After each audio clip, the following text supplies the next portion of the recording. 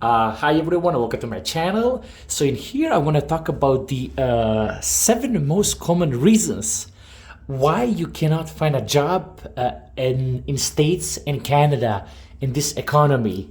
And I'm going to break it down into these numbers. And let's start off from the first one, and one which is very obvious. And please, if you find this useful, give me a thumbs up so algorithm can push this video and everybody gets to benefit. Okay. So I'm going to start off here with number 1, which is most common, will be the recession. Okay, so whenever you have a recession time, whether it's here in Canada and States along with Europe, this is what ends up happening. The employers don't end up hiring at all. So this is the domino effect that's going to happen. So keep that in mind. You got to be realistic. Recession is here, and chances are that nobody's hiring. That's simply how things work, and the more you prepare, the better for you. Okay, so that brings us down to number 2, which is the job market. Now you need to keep in mind, just like recession, every economy and every country has its peaks, has its ups and downs. Now, particularly where I live here in Canada, January and February are typically slow months here.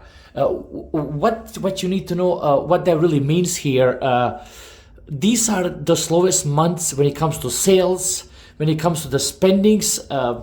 Before January and February, there was a December, of course, and that's the month where there's a major spending, and as a domino effect, there's a less money to be spent in January, February. So that will be our slow period. I'm pretty sure this is going to work for you down the border for my American counterparts, but at least this is what's going to happen here in Canada, and this couldn't be any further from the truth. Okay, so once we have covered the job market, this brings us into seasonal here. So what I mean, number 3, seasonal. Okay, bear with me so you can understand what I'm talking about here. So let's say this is the company that you're looking to be applying, and this would be their peak. Okay, and this would be their start. So let's take, for example, that they're starting to hire right from here, and this is their hiring process from here to here. Now what they will do, because I'm all the time, I watch what the employers are doing, and I have a good idea what's happening there. They're going to give themselves quite a bit of runway here. So treat this as a runway, and they're going to be filtering through the employers. They're going to be taking time to make sure that they get the best employer for their money, and they're going to start quite a bit from here. And look over here is the like I said, January, February is slow. So let's say this is January, February, and this is March or April.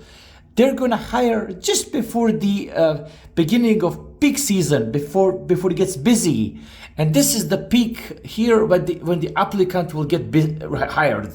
And chances are this is either going to be March, April, or May. Keep that in mind, and you will see for a lot of job positions, this is the time when they're going to hire. So do the research and find out what is the peak for the position that you're applying, or for that industry, and look up for that peak, and chances are you're gonna have a lot more chances when that peak comes in, but at the same time get ahead with the hiring process so you know what to expect. Okay, so this takes us down to the number 4. Okay, would be mass migration. Okay, so here in Canada, last couple of years, everybody has been upset about our Prime Minister, which is Justin Trudeau.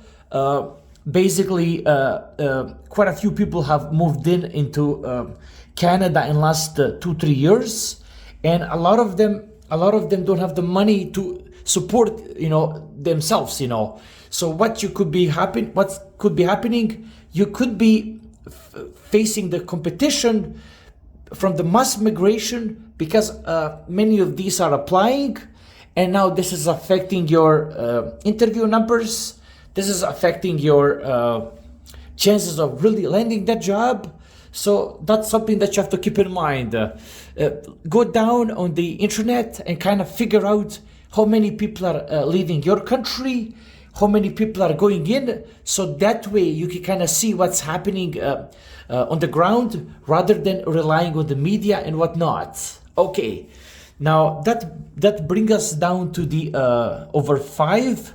Every time when you have the mass migration, you have oversaturated job markets. Okay, what ends up happening?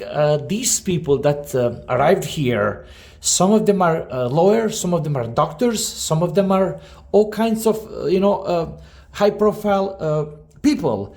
So chances are, when they get desperate, and when they